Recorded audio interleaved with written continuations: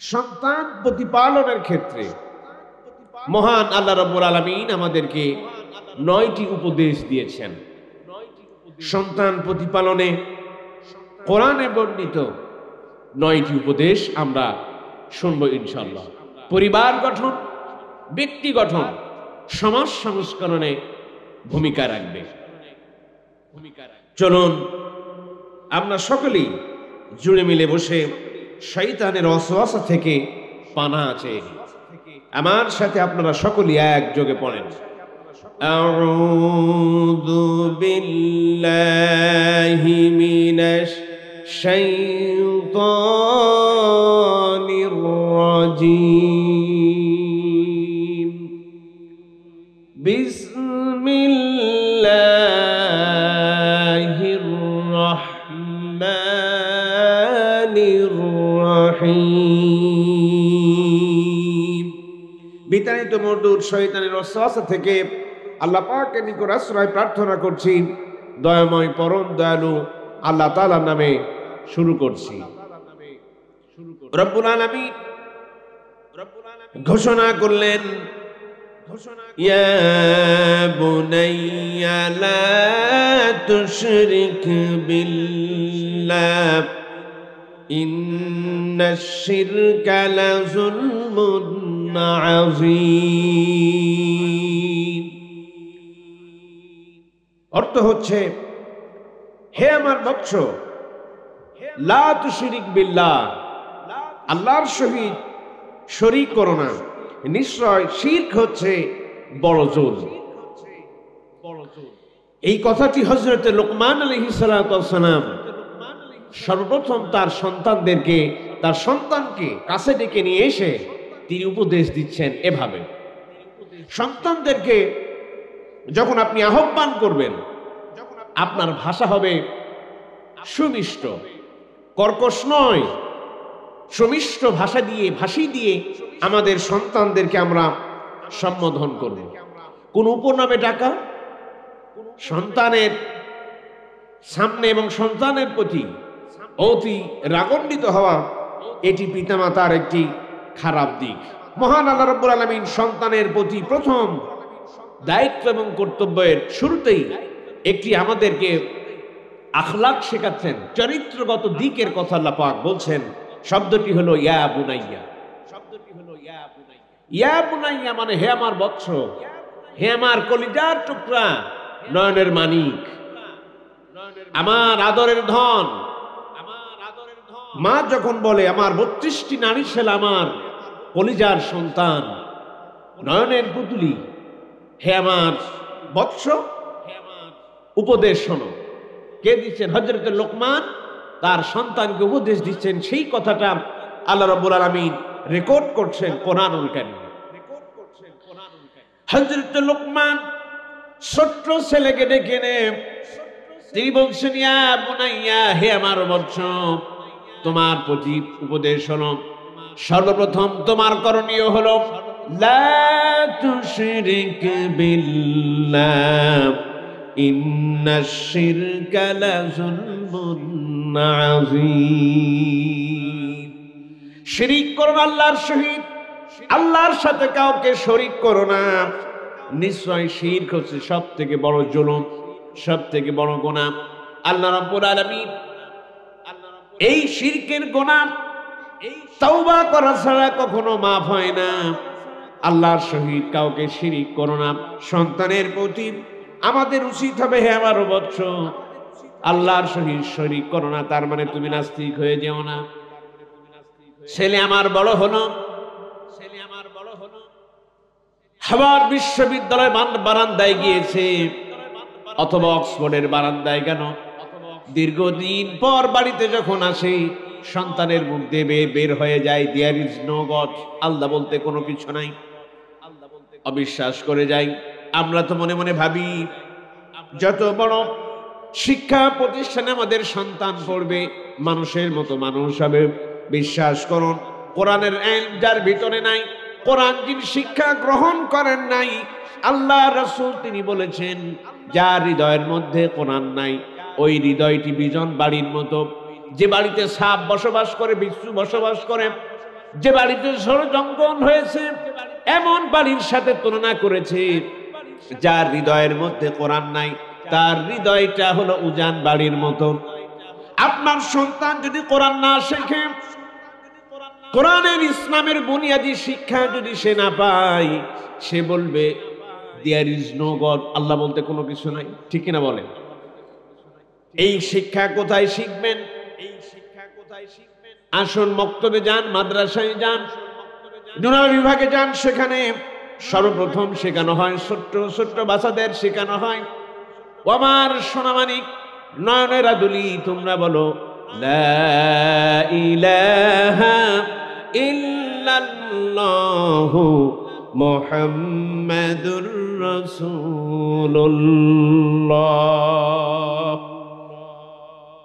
সাল্লাল্লাহু আলাইহি ওয়াসাল্লাম। যদি তাদেরকে এই বুনিয়াদি শিক্ষা, এই কালেমা তাওহীদ যদি তাদের মধ্যে প্রবেশ করে দেওয়া হয়, তাহলে সন্তান কোনোদিন নাস্তিক হবে না। ঠিক কিনা? সন্তানের শুরুতেই যে শিক্ষাটা পাবে সেটি হচ্ছে তাওহীদের শিক্ষা পাবে। তাকে শিরকিয়াত থেকে, শিরক থেকে বাঁচিয়ে রাখতে হবে আমাদের সন্তানগুলো।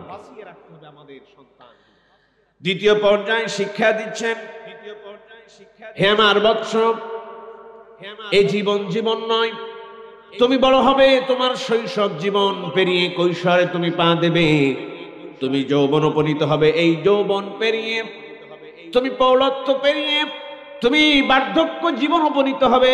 এই বার্ধক্য জীবন শেষ হওয়ার পর আরো একটি জীবন আসবে, যার নাম হচ্ছে আখিরাত। যার নাম হচ্ছে আখিরাত। আল্লাহ রাব্বুল আলামিন মানব জীবনের সূচনা লগ্ন থেকে শুরু করে মানব জীবনের সফর সূচি আল্লাহ রাব্বুল আলামিন একে দিয়ে বলেন, কাইফা তাকফুরুনা বিল্লাহি ওয়া কুনতুম আমওয়াতান ফাআহইয়াকুম সুম্মা ইউমীতুকুম সুম্মা ইউহয়ীকুম সুম্মা ইলাইহি তুরজাউন। আল্লাহ রাব্বুল আলামিন আমাদেরকে বলছেন কিভাবে আমাকে অস্বীকার করো। তোমরা ছিলে মৃত্যু, কোনো প্রাণ ছিল না, আমি তোমাদেরকে প্রাণ দিয়ে দিলাম, আবার তোমাদেরকে আমি পৃথিবীতে জীবন একটি দান করলাম। এই পৃথিবী দেওয়ার পর আবার আপনাদেরকে আল্লাহ রাব্বুল আলামিন মৃত্যু দান করলেন। এরপর আলামে বারযাখে চলে গেলাম, কিয়ামতের ময়দানে আল্লাহ রাব্বুল আলামিন বলবেন কুম বিইذনিল্লাহ, হে কবরবাসী সব উঠে দাঁড়াও। এর মানে আমি আবার তোমাদেরকে জিন্দা করব। তোমার এই নখগুলোকে তুমি অক্ষত দেখতে পারবে, তুমি যেমন চেহারার মানুষ ছিলে, তোমার কোন কোন জায়গায় আঘাতের চিহ্ন ছিল, কোন জায়গায় কি দাগ ছিল, হুবহু পৃথিবীর তুমি যেমন ছিলে হুবহু পৃথিবীর এই আকৃতি দিয়ে আল্লাহ রাব্বুল আলামিন আমাদেরকে আবার উঠাবেন। এজন্য সন্তানদেরকে আখিরাত হবে, পরকালীন জীবন সম্পর্কে তাদের ধারণা দিতে হবে। ও আমার বৎস শোনো, আল্লাহ রাব্বুল আলামিন বলছেন, ইয়া বুনাইয়া ইন্নাহা ইন তাকু মিসকালা হাববাতিন মিন খারদালিন ফাতাকুন ফি সাখরাতিন আও ফিস সামাওয়াতি আও ফিল আরদি ইয়াতি বিহাল্লাহ। ইয়া বুনাইয়া, হে আমার বৎস, আসমান আর জমিনে তুমি যেখানেই যদি ছোট্ট গুনাহটাও তুমি করে থাকো, মিসকাল একেবারেই জাররা পরিমাণ, ক্ষুদ্র থেকে ক্ষুদ্র পরিমাণও তুমি যদি গুনাহ করে থাকো, কোনো কাজ করে থাকো, আল্লাহ রাব্বুল আলামিন সেটা যদি হয় আসমান এবং জমিনে যেখানেই থাকুক না কেন, আল্লাহ রাব্বুল আলামিন তোমার সামনে হাজির করবেন। আল্লাহ রাব্বুল আলামিন বলছেন, ইন্নাল্লাহা লাতীফুন খাবীর, নিশ্চয় বান্দা তুমি যা কিছু করো না কেন, আমি প্রতিটি বিষয় অবিহিত, সব বিষয় আমি খবর রাখছি। সব বিষয়ে আল্লাহ রাব্বুল আলামিন আমাদেরকে খবর রাখেন।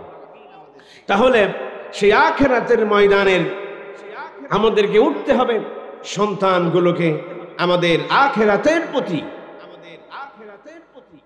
ভীতি প্রদর্শনের যে কথা, তাদের সেই জ্ঞান দান করতে হবে। আজ পর্যন্ত বলেন সন্তানদেরকে পাশে বসিয়ে কখনো এই নসিহা করেছেন? হে আমার কলিজার টুকরা, নয়নের মানিক, কিয়ামত হবে, তোমার হিসাব নিকাশ হবে, সুতরাং পৃথিবীতে যখন তুমি চলবে হিসাব করে চলবে।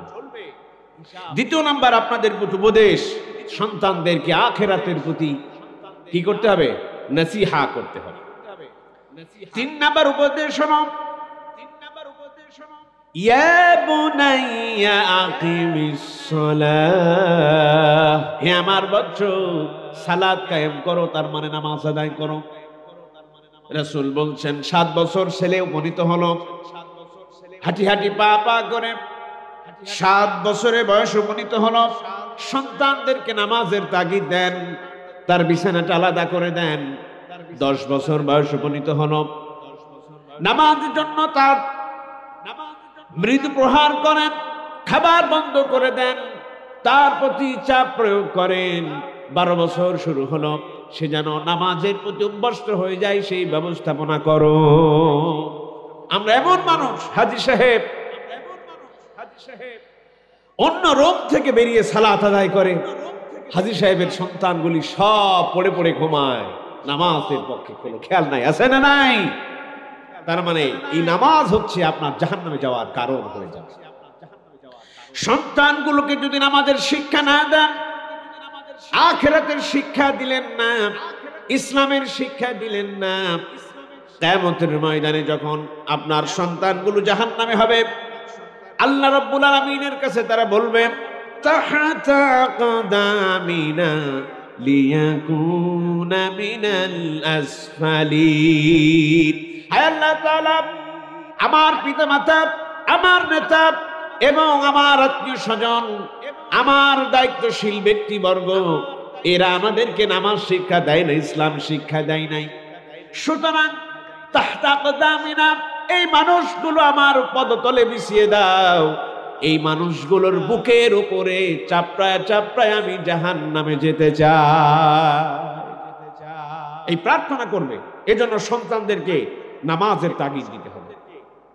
নামাজ হচ্ছে একটি বান্ধিং, একটি সম্পর্ক স্থাপনের মাধ্যম এবং আমাদেরকে কর্মঠ করে তোলার অভ্যাসগত একটি দিক। মানুষেরা কর্মঠ হবে, মানুষেরা যেন তারা নিয়ম অনুবর্তিতায় চলতে পারে, সেজন্য আল্লাহ পাক দিয়েছেন সালাত। কয় ওয়াক্ত? 5 ওয়াক্ত। শুবে সাদিক শুরু হলো, আল্লাহ রাব্বুল আলামিন ডাক দিয়ে বান্দারে বললেন হাইয়া আলাস সালাত,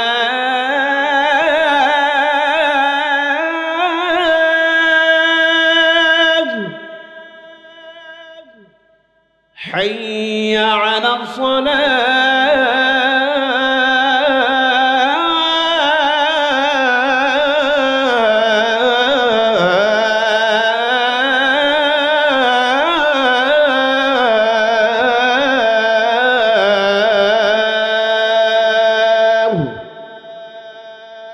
আল্লাহ রাব্বুল আলামিন ডাক দিয়ে বলেন বান্দারে হাইয়া আলাস সালাত, এসো সালাতের দিকে। আবার যখন জোহরের সময় হলো আমাদেরকে ডাকা হলো, আসরের সময় ডাকা হলো, মাগরিবে ডাকা হলো, এশায় ডাকা হলো। সন্তানগুলোকে নামাজ পড়ে কিনা কোনো খোঁজ খবর রাখলেন না, ভালো পিতা আপনি হতে পারলেন না। সন্তানগুলো যদি সালাত আদায় করে সে ব্যাপারে আপনার খোঁজ খবর নিতে হবে। এই সালাত হচ্ছে মহান আল্লাহ তাআলার সাথে সম্পর্ক স্থাপনের মাধ্যম। যদি সালাত আপনার মধ্যে না থাকে, রাসূল করিম সাল্লাল্লাহু আলাইহি ওয়াসাল্লাম তিনি ঘোষণা করলেন মান তারাকাস সালাত মুতাআব্বিদান ফাকাদ কাফার, যে ব্যক্তি ইচ্ছা করে এক ওয়াক্ত সালাত ছেড়ে দিল সে যেন কাফের হয়ে গেল। নাউযু বিল্লাহি মিন যালিক। নামাজ ছেড়ে দিল সে কি হয়ে গেল? বলেন না, কাফের হয়ে গেল। এটা কার কথা? রাসূলের কথা। সুতরাং সন্তানগুলোকে নামাজের ব্যাপারে আমাদেরকে তাগিদ করতে হবে।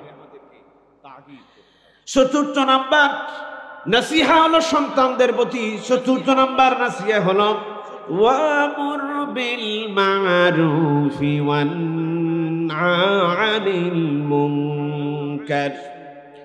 ওয়ামুর বিল মারুফ, হে আমার সন্তান সৎ কাজের আদেশ করবে, ওয়ানহা আনিল মুনকার, আর অসৎ কাজ থেকে মানুষদেরকে বিরত রাখবে।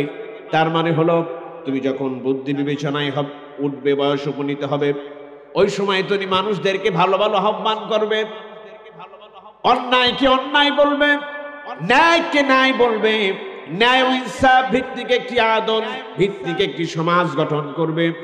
সমাজ গঠনে তুমি ভূমিকা রাখবে, অন্যায়কে অন্যায় বলবে, ন্যায়কে ন্যায় বলবে। মারাত্মক ব্যাপার হলো সন্তান যখন বড় হয় আমরা দেখতে পাই চুলগুলো উস্কো খুস্কো গুলো চেহারা মদের আড্ডায় পড়ে থাকে, সেকুলারিজমের আড্ডায় পড়ে থাকে। মানুষের তৈরি করা মতবাদের সন্তানগুলো হেঁটে চলেছেন। ওই জায়গায় সন্তানগুলোকে যদি আপনি না ফেরাতে পারেন, কিয়ামতের ময়দানে সন্তানের জন্য পিতাকে আসামির কাঠগড়ায় দাঁড়াতে হবে। আল্লাহ রাব্বুল আলামিন বলেন আল-বানু ওয়াল-বানুনা যিনাতাল হায়াতাদ দুনিয়া। আমি সন্তানাদি তোমাকে দিয়েছিলাম পার্থিব জীবনের জন্য। আমি তোমার সন্তান দিয়েছিলাম, আমি তোমার মাল দিয়েছিলাম। স্ত্রী হলো আপনার সম্পদ, ছেলে হলো আপনার সম্পদ, মেয়ে হলো আপনার সম্পদ। আল্লাহ রাব্বুল আলামিন চাকরি হলো আপনার সম্পদ, মাঠে জমি জায়গা ওঠাও আপনার সম্পদ, ইলম কালাম ওঠাও আপনার সম্পদ।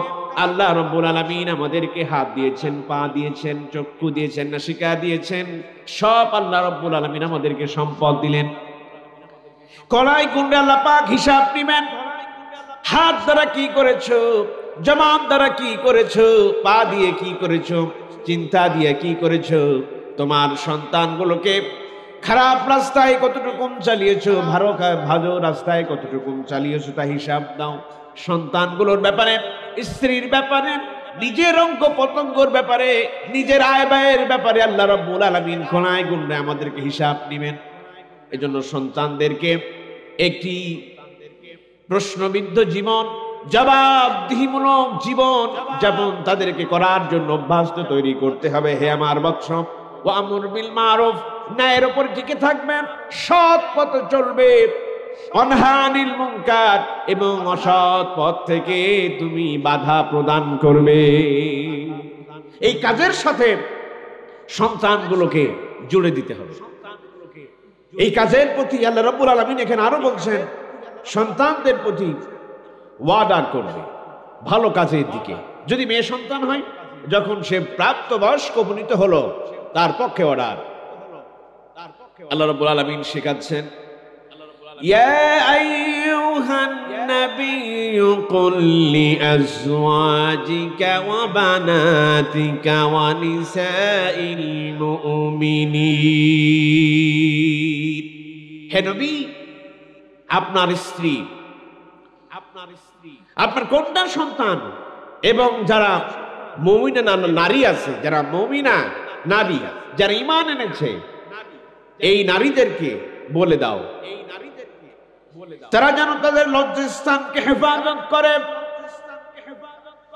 قل للمؤمنات يغضضن من أبصارهن ويحفظن فروجهن। তারা যেন তাদের লজ্জাস্থানকে হেফাজত করে চলে, তাদের চক্ষুগামী, তারা যেন চক্ষুটা নিম্নগামী করে চলে, পথ চলে, তাদের চোখ যেন নিচে নামিয়ে থাকে। আজ আমার আপনার মেয়ে সন্তানগুলি এই যে 31st নাইট আসবে, অথবা পহেলা বসন্তের দিন এবং পহেলা বৈশাখের দিন, বাঙালি জাতীয়তার নামে, চেতনার নামে আমার সন্তানগুলি পর্দা ছেড়ে দিয়ে বেপর্দা অবস্থায় ঘুরে বেড়ায়। যতগুলি আপনার সন্তানের জন্য যত গুনাহ হলো, আল্লাহ রাব্বুল আলামিন ওই গুনার সমপরিমাণ গুনাহটা আপনার আমলনামায় লিখে দেবে। এজন্য সন্তানকে ভালো আদেশ করবেন, সৎ কাজের আদেশ করবেন, হে আমার কন্যা, হে আমার আদরের তনয়া, আমার নয়নের মণি, ও মা, আল্লাহর নির্দেশ হলো তুমি যখন বড় হলে, প্রাপ্ত বয়স্ক হলে, তখন তুমি যেন তোমার বক্ষদেশ এবং তোমার পৃষ্ঠদেশ, তোমার আপাদমস্তক তুমি যেন ঢেকে রাখো, কাউকে দেখিও না। যাদের সাথে তোমার বিবাহ হারাম, এরা ব্যতীত অন্য কোন পরপুরুষের চোখ দিয়ে যেন না দেখতে পারে সে ব্যবস্থা তুমি করো না। আল্লাহ রাব্বুল আলামিন বলেন, ওয়াকারনা ফি বুয়ুতিকুন্না ওয়ালা তাবাররাজনা তাবাররুজাল জাহিলিয়াতিল উলা। পূর্বেকার মানুষের মতো নিজেদেরকে সুন্দর গুলিকে প্রদর্শন করে বেরিও না। নিজের সৌন্দর্য কাউকে তোমরা দেখিও না। সন্তানদেরকে আদেশ করবেন মা খাদিজাতুল কুবরা রাদিয়াল্লাহু তাআলা আনহার মতো সন্তানদেরকে আদেশ করবেন, ও আমার নয়নের মানিক, ও আমার কন্যা, আমার আদরের ধন, মা ফাতেমার মতো তোমরা জীবন গড়ো। জানলে অবাক হবেন, রব্বুল আলামিন মায়েদের জন্য সালাম বলেছেন, আল্লাহর পক্ষ থেকে সালাম এসেছেন। মা খাদিজাতুল কুবরা রাদিয়াল্লাহু তাআলা আনহাকে আল্লাহ পাক সালাম বলেছেন। ও হে মা বোনেরা যারা আছেন, আপনাদের জন্য সেই সালামের দরওয়াজাগুলি এখনো বন্ধ হয় নাই। আপনারা যদি খাদিজার মতো হতে পারেন, আল্লাহ রব্বুল আলামিন আরশে আজিম থেকে আপনাদের জন্য সালাম বলে দিবে। আল্লাহু আকবার। আল্লাহ পাক এখনো সেই সালামের দরজাকে বন্ধ করেছেন না খোলা আছে? খোলা আছে। কেন সালাম বললেন? তিনি ছিলেন স্বামীর জন্য বাধ্যবাধকতা, স্বামীর কোনো কথা অমান্য করেন নাই। রাসূল করিম সাল্লাল্লাহু আলাইহি ওয়াসাল্লাম হেরা পর্বতে তিনি ধ্যান মগ্ন আছেন। প্রতিদিন এত দূর পর্যন্ত তিনি খাবার উঠাতেন, নিজে হাতে খাবার পাক করতেন, আর নিজের স্বামীর জন্য বয়ে নিয়ে যেতেন, এত কষ্ট করতেন। তিনি ছিলেন পূর্ণ পবিত্র। নিজের যে ধন সম্পদ আছে, সমস্ত ধন সম্পদ গুলি আল্লাহর রাস্তায় ব্যয় করে দিলেন। যখন তিনি রাসূলের সাথে বিবাহ বন্ধন আবদ্ধ হলেন, তিনি অনেক পয়সার মালিক ছিলেন, ধন দৌলত ছিল। ইসলাম কবুল করার কারণে সমস্ত সম্পদগুলি তিনি আল্লাহর রাস্তায় ব্যয় করে দিলেন। নিজের বলতে তেমন আর কিছুই ছিল না, ছিলেন স্বামীর অনুগত। এত কষ্ট করে রাসূলের জন্য খাবার পৌঁছে দেয়, আর তার পবিত্র নারী হিসেবে আল্লাহ রাব্বুল আলামিন আরশ আজিম থেকে মা খাদিজার জন্য সালাম বলে দিলেন। আমার খাদিজার জন্য আল্লাহর পক্ষ থেকে সালাম বলে দিও। সুবহানাল্লাহ। এই জন্য আপনারা যদি সতীত্বটাকে ঠিক রাখতে পারেন, স্বামীর প্রতি যদি অনুগত হয়ে স্বামীর যদি খেদমত করতে পারেন, আর নিজের ধন সম্পদ থেকে যদি আল্লাহর রাস্তায় ব্যয় করতে পারেন, আরশ আজিম থেকে আল্লাহ রাব্বুল আলামিন আপনাদের জন্য সালাম পাঠিয়ে দিবে। সুবহানাল্লাহি ওয়া বিহামদিহি সুবহানাল্লাহিল আযীম। সন্তানগুলোকে আমাদের ওয়ামুর বিল মারুফ, সৎ কাজের আদেশের ব্যাপারে তাদেরকে অর্ডার করতে হবে, নির্দেশ প্রদান করতে হবে। হে আমার বৎস, কন্যা হোক আর ছেলে সন্তান হোক, তোমরা যেন সৎ কাজ করবে।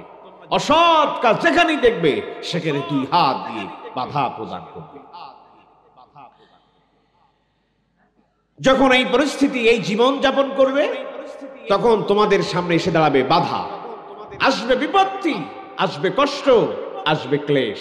এই সময় তোমরা কি করবে? আল্লাহ পাক বলছেন সন্তানদেরকে বলবেন, ওয়াসবির আলা মা আসাবাক ইন্না যালিকা মিন আযমিল উমুর। বিপদ যখন এসে যাবে তখন বিচলিত হবে না, ভেঙ্গে পড়বে না, তখন ধৈর্য ধারণ করবে। নিশ্চয় এটা হলো তোমাদের জন্য সুদৃঢ় কাজ। বিপদ এসেছে, ভেঙ্গে পড়ো না। কার কথা? আপনারা শুনছেন আমার কথা? জবাব দেন। বিপদ আসলে ভেঙ্গে পড়া যাবে না। কার কথা? জোর দিয়ে বলেন, কার কথা? আল্লাহর কথা।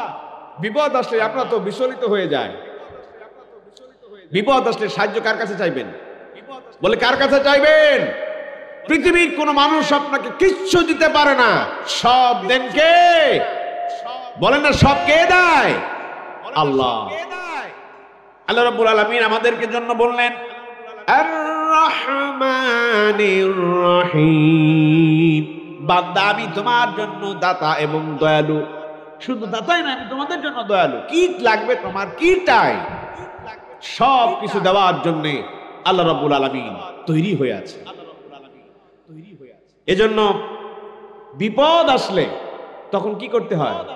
ধৈর্য ধারণ করতে হবে। অসবির আলা মা সাবাক, যখন তোমাদের প্রতি বিপদ আসবে ওই সময় ধৈর্য ধারণ করবে। নিশ্চয় এটি হচ্ছে সুদৃঢ় তোমার কাজ, ওই কাজটাই তোমাকে করতে হবে। এজন্য সন্তানগুলোকে, চাকরি হচ্ছে না তাদের প্রতি বিচলিত হওয়া যাবে না, তারা বেকার, তাদেরকে সাহস যোগাতে হবে। বিপদে পড়েছে সন্তানগুলোকে আশার বাণী শোনাতে হবে, আল্লাহ রাব্বুল আলামিন তোমাকে সাহায্য করবেন। সন্তান অক্ষম, প্রতিবন্ধী, নানা ধরনের কথা আমরা শোনাই, তাদেরকে আমরা কটু কথা, কটু ভাষী দিয়ে তাদের বিপক্ষে আমরা কথা বলি, এটি করা যাবে না। তাকে আশার বাণী শোনাতে হবে। আল্লাহ রাব্বুল আলামিন ৬ষ্ঠ নম্বরে আমাদেরকে নসিহা করছেন, তোমার সন্তানগুলোকে তুমি শিক্ষা দেবে, ওয়ালা তুসাইর খাদ্দাকা লিন্নাস। মারাত্মক একটি কথা, আমাদের সন্তানগুলোকে শিক্ষা দিতে হবে, অহংকার বশত কাউকে তোমরা যেন অবজ্ঞা করো না। কি করো না? অহংকার বশত কাউকে অবজ্ঞা করা যাবে না। ওই যে একটি কথা আপনারা শুনেছেন, অনেক আগে এক সময়কার একজন আল্লাহর প্রতি ঈমান এনেছেন, নামাজ আদায় করে, আর একজন ব্যক্তি নামাজ আদায় করেন। তো তখন যখন ওই ব্যক্তির সাথে দেখা হয়, বারবার বলে তুমি জাহান্নামী, তুমি জাহান্নামী, তুমি জাহান্নামী। আল্লাহ রাব্বুল আলামিন ওই ঈমান আল্লাহকে জাহান্নামে দেবেন, আর যিনি ঈমান আনেননি, নামাজ পড়েন না, এই ব্যক্তিকে আল্লাহ রাব্বুল আলামিন কোথায় দিবেন? জান্নাতে দিবেন। কারণ জাহান্নামে আর জান্নাতে দেওয়ার মালিক কে? বলেন না কে? আমি আর আপনি বলতে পারি আপনি জাহান্নামী? বলতে পারি? বলতে পারি না। আল্লাহ রাব্বুল আলামিন সন্তানগুলোরে শিক্ষা দেওয়ার জন্য বলছেন, হে আমার বৎস, অবজ্ঞা করে অহংকার করো না। ছেলে বড় হয়েছে, 18-20 বছর বয়স উপনীত হলো, ছেলেকে এখন পাত্তায় আনা যায় না, নিজের করায়ত্ত আনা যায় না, উন্মাদ হয়েছে, মারামারি হানাহানি করে, কাটাকাটি করে, এমন অহংকার বশত পৃথিবীতে চলাফেরা করে।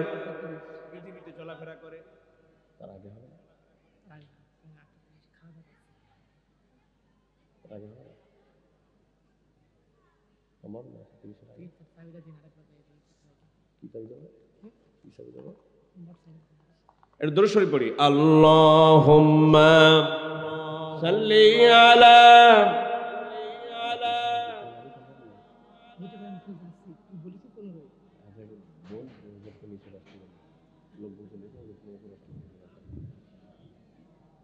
মাওলানা মুহাম্মদ, আল্লাহুম্মা সাল্লি আলা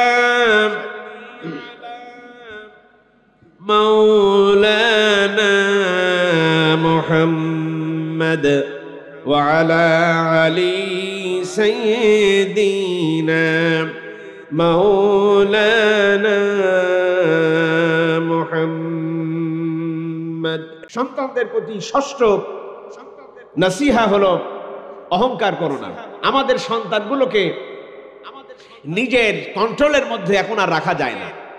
দেখবেন আছে আপনার সন্তান আর একজনের মাথা ফাটিয়েছে, এমন ভাবে রাস্তায় চলাচল করে বোধহয় বাঘ হাঁটতেছে, সন্ত্রাস হাঁটতেছে, হাতে চাইনিজ কোরআন, চুলগুলো উস্কো খুস্কো, সারাদিন মদ আর গাঁজা নিয়ে পড়ে থাকে। এই মানুষগুলোর এইরকম সন্তানগুলো আমাদের সমাজে সব থেকে বেশি দেখা যায়, কথা ঠিক কিনা?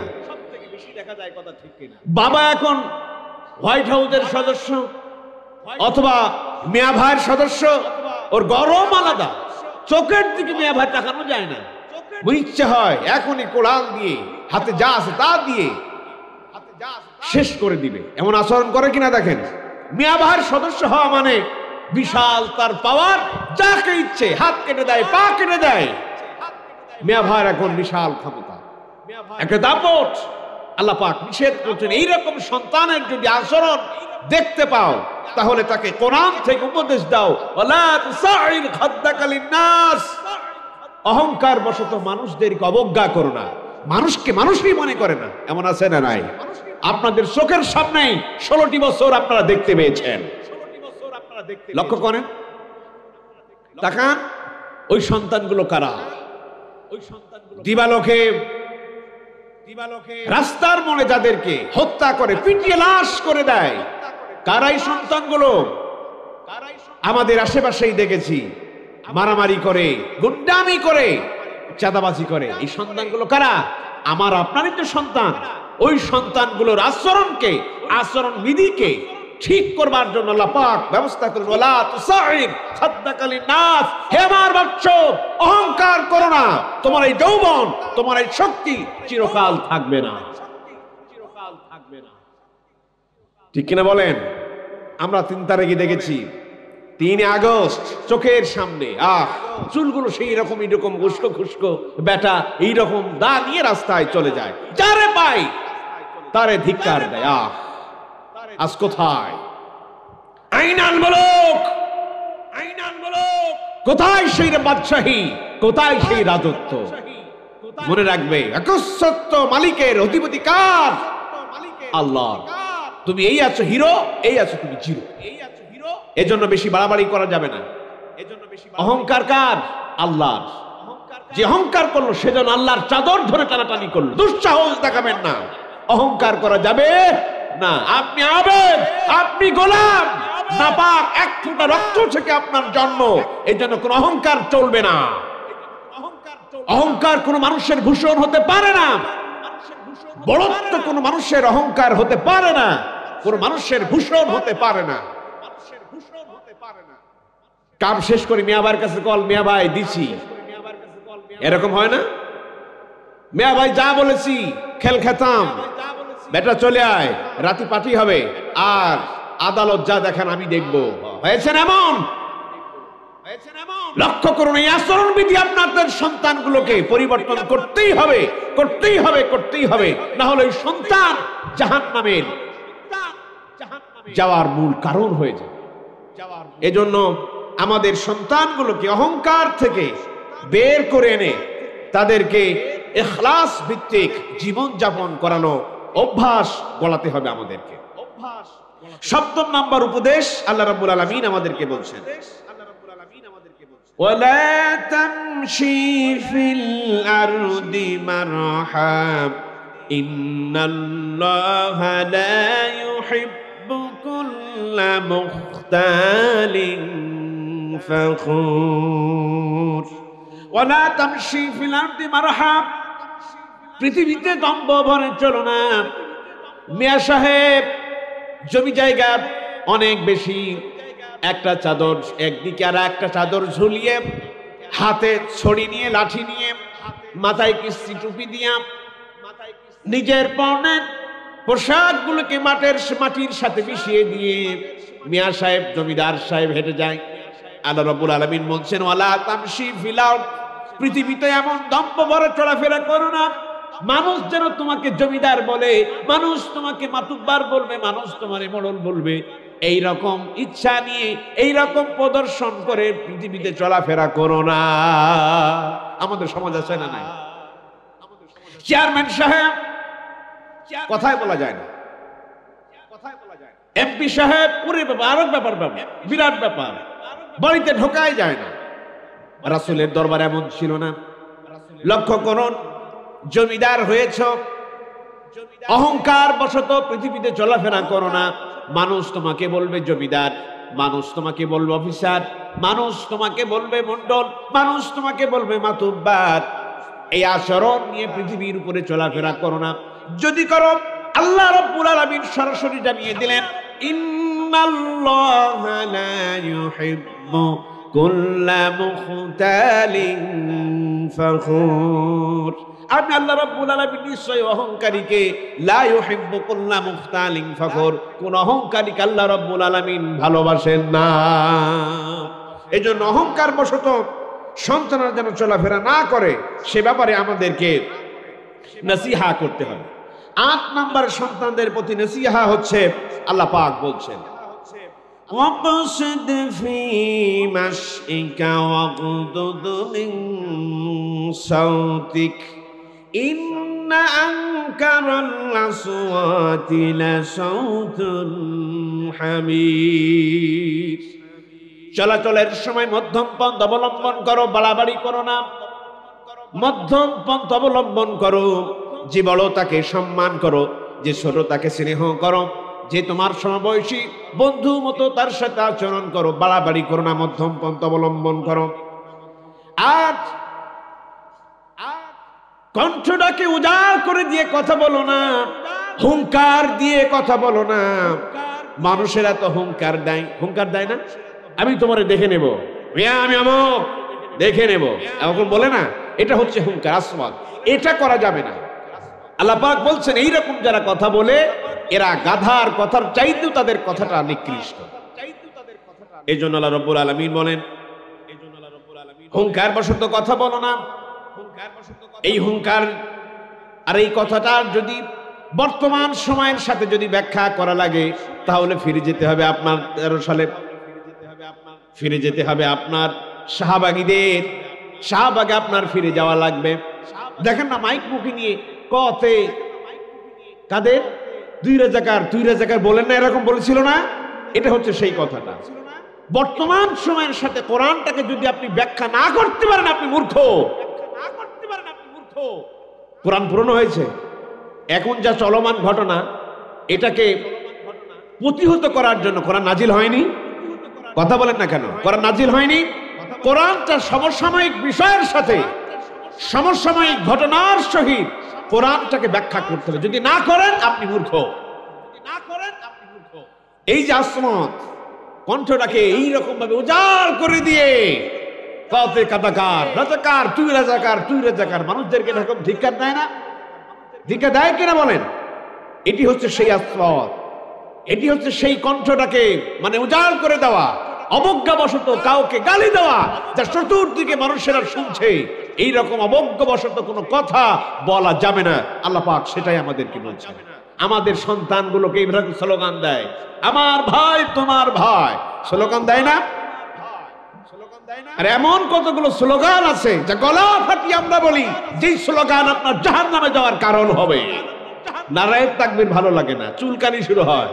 আল্লাহু আকবার বললেই চুলকানি শুরু হয়, কথা ঠিক কিনা? আর ঘটিবাটি সামলা এইরকম কোন যদি আমরা স্লোগান দিই নিজেদের মধ্যে মজা লাগে, আর আল্লাহু আকবার বললেই চুলকানি ধরে। আল্লাহু আকবার কেন বলতে হবে? এটা মৌলবাদ। ঘটিবাটি সামলাইটি তোমার জীবনের যদি লক্ষ্য হয়, বিশ্বাস করুন কিয়ামতের ময়দানে এই স্লোগান আপনাকে জাহান্নামে নিয়ে যাওয়ার কারণ হবে ইনশাআল্লাহ। এজন্য স্লোগান কথা যদি বলতে হয় বরত্ব কার কথা হবে? বলেন আল্লাহু আকবার। কি জবাব দিবেন? আল্লাহু আকবার। এই জন্য আকাশ বাতাস মুখরিত হয়ে এখন একটা তাকবীর হবে, লিল্লাহি তাকবীর। আরো জোরে, লিল্লাহি তাকবীর, লিল্লাহি তাকবীর। এটি হচ্ছে আমাদের শান, ঠিক কিনা বলেন? এই তাকবীরের সাথে থাকতে রাজি আছি তো ইনশাআল্লাহ? মরণ পর্যন্ত তাকবীরের সাথে থাকতে রাজি আছি ইনশাআল্লাহ? আল্লাহ পাক কবুল করুক। আমিন আমিন আমিন আমিন। হাত নামা। আল্লাহু আকবারের সাথে থাকতে রাজি আছি। থালাবাটি কম্বল সামলা এর মধ্যে থাকতে রাজি নই। যে পথ জাহান্নামে নিয়ে যায় সে পথে থাকতে রাজি আছেন? আমরা জান্নাতে যেতে চাই। জাহান্নাম থেকে আল্লাহ পাক আমাদেরকে হেফাজত করুক। আমিন। মহান রব্বুল আলামিন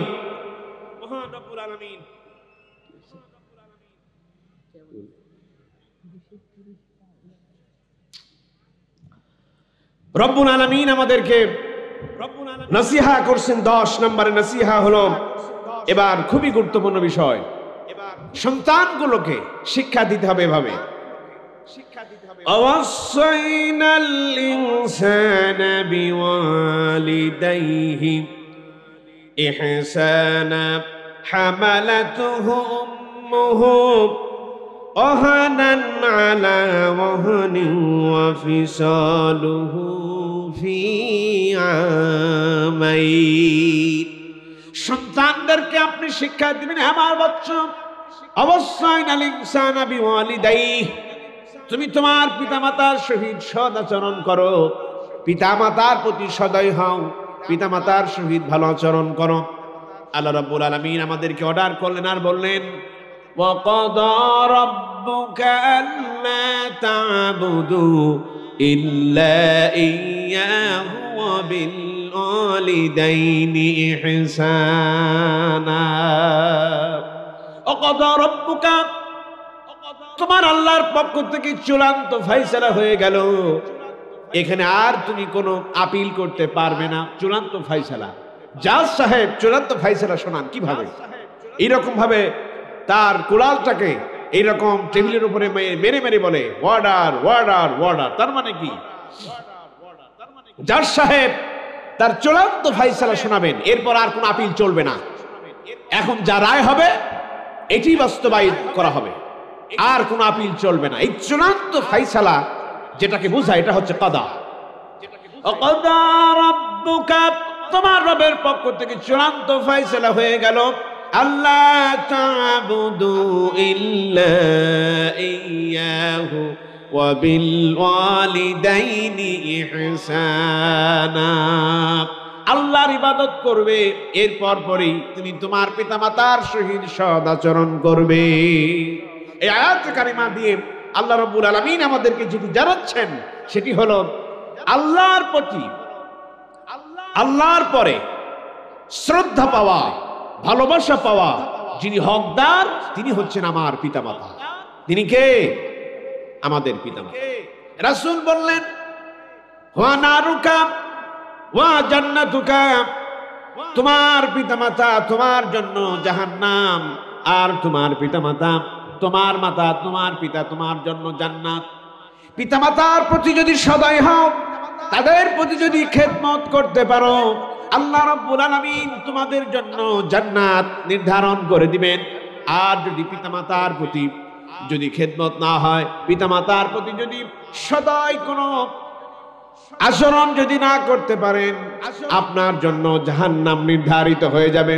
এজন্য বাড়িতে যদি পিতামাতা থাকে ওটি হলো আপনার জন্য জান্নাত, আর ওটাই হলো আপনার জন্য জাহান্নাম। মাতা পিতার প্রতি সৎ আচরণ করতে হবে। কেন? হামালাতুহু উম্মুহু কুরহা ওয়া ওয়াদাআতুহু কুরহা, তোমার মা তোমাকে কষ্টের পর কষ্ট সহ্য করে পেটে ধারণ করেছেন, 2টি বছর ধরে বুকের দুধ খাইয়ে তোমারে তিল তিল করে বড় করেছে। পিতামাতা যখন বৃদ্ধা হয়ে যায়, চলতে পারে না,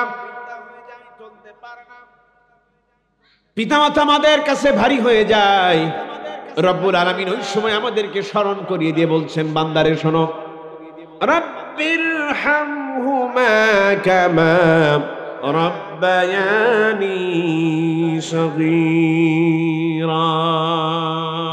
তোমার পিতামাতা ছোট্টবেলায় যেভাবে তোমাকে লালন পালন করেছে, তোমার দায়িত্ব হলো তোমার ছোট্টবেলায় তোমার পিতামাতা যেভাবে লালন পালন করেছে তুমিও তোমার পিতাকে সেইভাবে লালন পালন করবে। এটি আমাদের জন্য শিক্ষা। পিতামাতা এটি আমাদের সম্পদ, জান্নাতে নিয়ে যাওয়ার বড় আশার দিক। বাবা মা বৃদ্ধা হলো, নিজের আমরা ফুল বিছানায় থাকি, বড় বিল্ডিং এ থাকি, মা বাবা থাকে একেবারে ঘরের ছাঁচে, ঘরের কোনায় ছোট্ট একটি গুড়ে ঘর, উপরে টিনের ছাউনি, পাশেও টিনের বেড়া, পাশেও টিনের দেওয়াল। এইরকম পিতামাতাকে আমরা ফেলে রাখি, কখনো খোঁজ খবর নেই না। আল্লাহ রাব্বুল আলামিন কিয়ামতের ময়দানে, হাশরের ময়দানে যখন আল্লাহ পাক আমাদেরকে তুলবেন, পিতামাতাকে খেদমত করলে না, এখন চলে যাও জাহান্নামে। ওই পিতামাতার খেদমত করার না কারণে তোমার আমলগুলোকে নষ্ট করে আল্লাহ রাব্বুল আলামিন আমাদেরকে জাহান্নামে দিয়া দিবে। নাউযুবিল্লাহি মিন যালিক।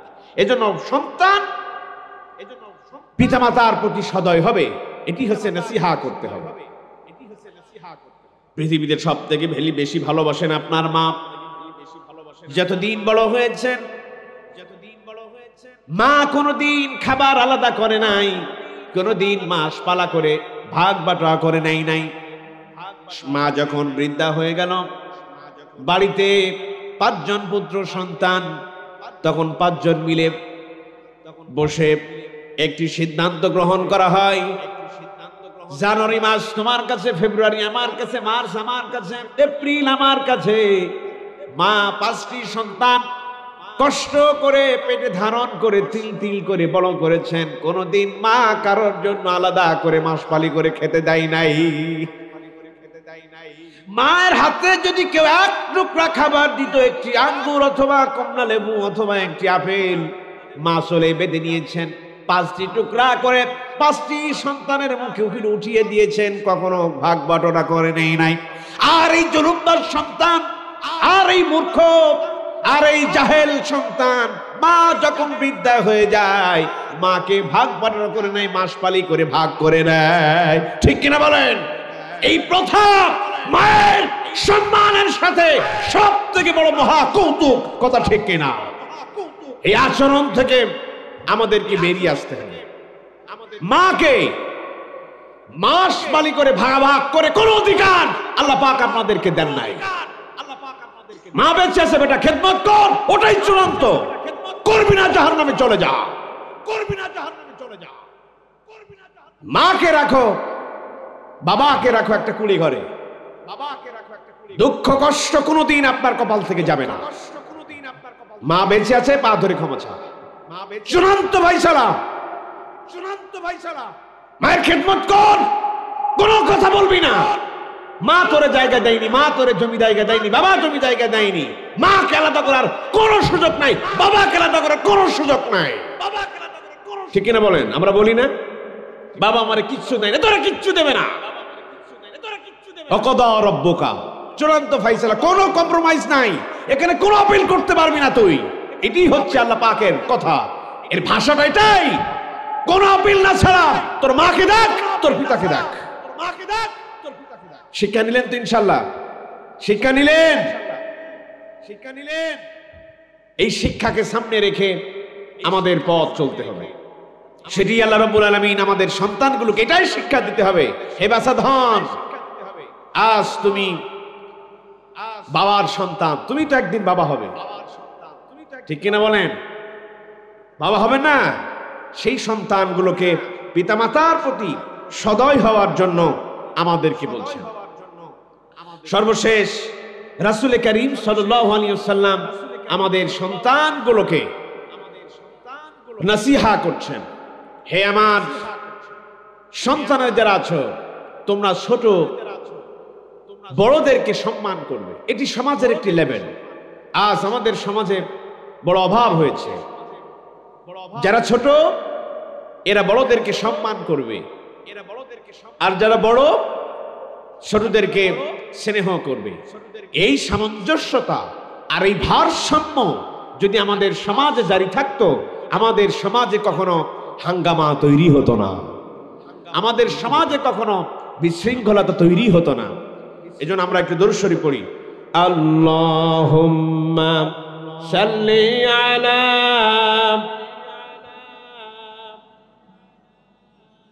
সম্পর্কে আমরা শুনেছি প্রায় 10টি নসিহা আল্লাহ পাক আমাদেরকে করেছেন আমাদের সন্তানগুলোকে শিক্ষা দেওয়ার জন্য। এই 10টি নসিহা যদি আমরা সামনে নিয়ে আমাদের সন্তানগুলোকে নসিহা করতে পারি, আর এর উপরে যদি আমল করাতে পারি, আমাদের সন্তান সুগঠিত হবে, আমাদের সন্তান সৎ হবে, আমাদের সন্তান হবে খোদা ভীরু, আমাদের সন্তান হবে আল্লাহ ভীরু। এই যে মানবতার এবং সন্তানগুলোকে লালনের যে দিক নির্দেশনা, এটা কে দিয়েছেন? বলেন না আল্লাহ। কে দিয়েছেন? আল্লাহ দিয়েছেন। এই শিক্ষাগুলি পাওয়া যায় কোথায়? কোরআনে। এখন আপনার সন্তানগুলোকে আপনি মনে করছেন পৃথিবীর বিশাল বড় ইঞ্জিনিয়ার হবে, কলেজ বিশ্ববিদ্যালয়ের প্রভাষক হবে, আমার মুখ উজ্জ্বল করবে। মনে রাখবেন, এই চাওয়া পাওয়ার মধ্যে কোনো কল্যাণ নাই, এই আশার মধ্যে কোনো কল্যাণ নাই। আপনি মারা যাবেন, আপনার সন্তান কি করবে আপনার জন্য? অপর একদিন ইমাম সাহেব আসবেন, জানাজা পড়াবেন, ইমাম সাহেব আসবেন, জানাজা পড়াবেন। আপনার সন্তান ওযু আছে কিনা, গোসল আছে কিনা, কোনো বেখবর।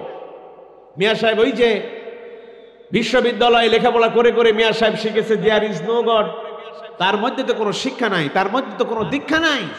সে এসে মাথায় টুপি তো নাই, পরনে ছিল একটা নিচের নাক পোছা একটা রুমাল, মাথায় জড়িয়ে দাঁড়িয়ে গেল হাত দুটি বেঁধে। এটি হচ্ছে আমাদের সন্তানের, যদি সুশিক্ষা না দিতে পারি আমাদের সন্তানগুলোকে এইরকম আমাদের জন্য সুফল বয়ে আনতে পারবে না।